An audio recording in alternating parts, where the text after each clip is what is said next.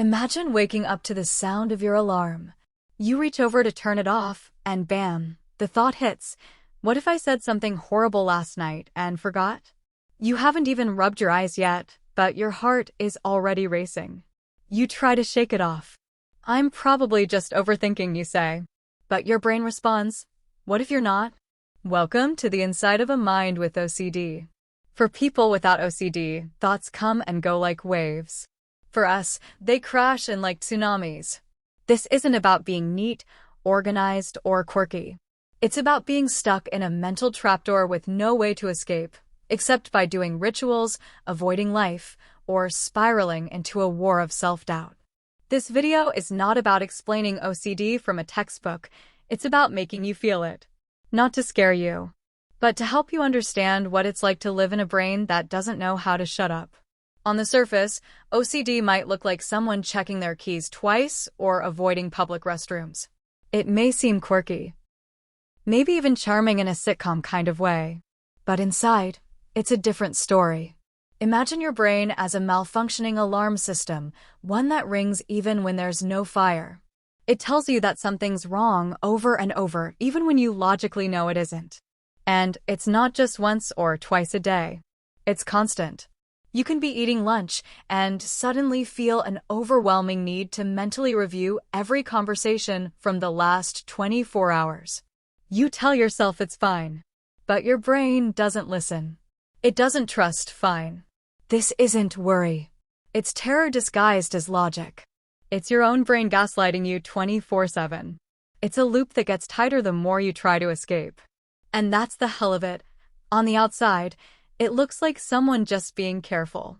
On the inside, it's a full-blown emergency. OCD doesn't throw random thoughts at you. It tailors them specifically to attack what you love most. It's not just intrusive thoughts, it's intrusive betrayals.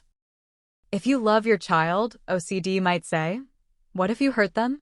Not because you ever would, but because it's the one thing you would never forgive yourself for. And that's the trap. The thought is horrifying precisely because you are a good person. This is how OCD operates. It identifies your moral compass, then spins it until you don't know which way is up. It preys on your empathy, your guilt, your values. It says, you care deeply about being a good person? Let's convince you you're the opposite. And suddenly, you're not thinking about what to eat for lunch. You're questioning your worth, your identity, your sanity. You don't chase these thoughts, they crash into you. And the more you try to reason with them, the louder they get. You begin to fear your own mind. Not because it's sick, but because it's so good at sounding rational while feeding you lies. Imagine having thoughts that feel so alien, so disturbing, so opposite to your core self that you feel sick just for thinking them. That's an intrusive thought. You could be walking past a baby in a stroller and suddenly your brain says, what if I did something awful to them? It's not a desire, it's a fear. A fear so strong it hijacks your body. Your stomach drops. Your chest tightens. Your hands get cold. You're paralyzed by something your brain invented out of thin air. But you can't shake it off. Because what if, just what if, you're capable of it? That tiny chance is all OCD needs to dig its claws into your consciousness. You spend hours reviewing your intentions, your memories, your feelings. Do I really feel disgusted? Am I horrified enough? What if my lack of panic means something? It's like being accused of a crime you didn't commit, except the courtroom is in your own head, and you're both the defendant and the relentless prosecutor. The verdict never comes. Just more trials, more questions, more doubt. To survive the chaos of intrusive thoughts, people with OCD develop compulsions. They can be visible, like tapping the door frame 3 times or washing hands until they bleed. But often, they're invisible. Mental gymnastics done in silence, reviewing memories, repeating phrases, praying in a specific pattern. The point isn't to feel good. The point is to avoid feeling destroyed. These rituals aren't performed because we want to. They're performed because we feel we have to. Because not doing them feels like inviting catastrophe. Even if we know it's irrational, the urge is overwhelming. The relief we feel afterward is brief, maybe a few minutes, maybe a few seconds. Then the thought comes back, and the cycle starts again. And here's the dark irony. The more we do the compulsions, the more our brains believe the thought was dangerous in the first place. It's like feeding a monster just to keep it quiet. But every feeding makes it stronger. To people outside the OCD experience, it can look like we're just giving in to silly habits. Just don't wash your hands again. Just stop thinking about it. That's like telling someone with a broken leg to just walk it off. OCD isn't a lack of strength. It's a disorder that weaponizes your own moral compass against you. We do try to resist. Every day. But when we do, OCD fights back harder. It doesn't say, "Good job, you're making progress." It says you're being irresponsible. You're dangerous. You're selfish. And if you don't give in, it turns up the guilt until you can't breathe. Until you're not even sure you're a good person anymore. That's what people don't see. That this isn't a matter of willpower. It's a matter of survival. We don't give in to compulsions because we want to, we do it because the alternative feels like moral collapse. Like allowing the worst part of us to win. The hardest part of recovery is learning to do nothing. That's the paradox. We don't defeat OCD by fighting the thoughts, we defeat it by not responding to them. Through exposure and response prevention, ERP. We learn to feel the panic, hear the thought, and sit with the discomfort.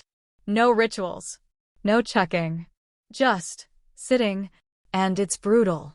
It feels like standing on a ledge and refusing to check if your parachute is packed. But slowly, your brain starts to understand. Maybe I can tolerate this feeling. Over time, it stops sounding like danger. The thought still shows up, but it loses its grip. This takes courage. Not the kind that wins medals, but the kind that lets you walk through fear without guarantees. And we don't do it alone. Having people who say, "I won't try to fix your fear, but I'll sit beside you while you feel it," that's everything. That's what healing looks like. After the compulsions fade and the storm settles, you'd think peace would return. But instead, there's a kind of emotional vacuum. Your body is still tense.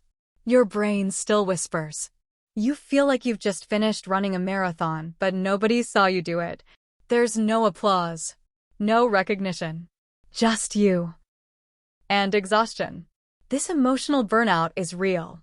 It's the cost of constantly managing fear and doubt while pretending everything is okay.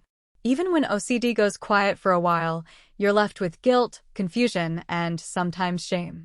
Why can't I just be happy like everyone else? Why does my brain feel broken? That's the hidden weight OCD leaves behind. It's not just the thoughts, it's the silence that follows. A silence filled with self-questioning, weariness, and the hope that maybe tomorrow, the storm won't come. If you've watched this far, thank you. Thank you for stepping into our minds. For witnessing what most people never see. OCD isn't funny. It's not quirky. It's not a punchline. It's a battlefield where the enemy wears your face and speaks in your voice. But here's the truth. You are not your thoughts. You are not your compulsions. You are not your fears. You are a human being trying your best in a world your brain makes 10 times harder. And that effort. Every breath, every refusal to give in, that's courage. If you're living with OCD, hold on. Progress is slow, messy, nonlinear. But it is possible. Not perfect, not painless, but possible. And if you're someone trying to understand, never underestimate the power of compassion. Because sometimes the greatest gift you can give is to say, "I believe you. I'm with you."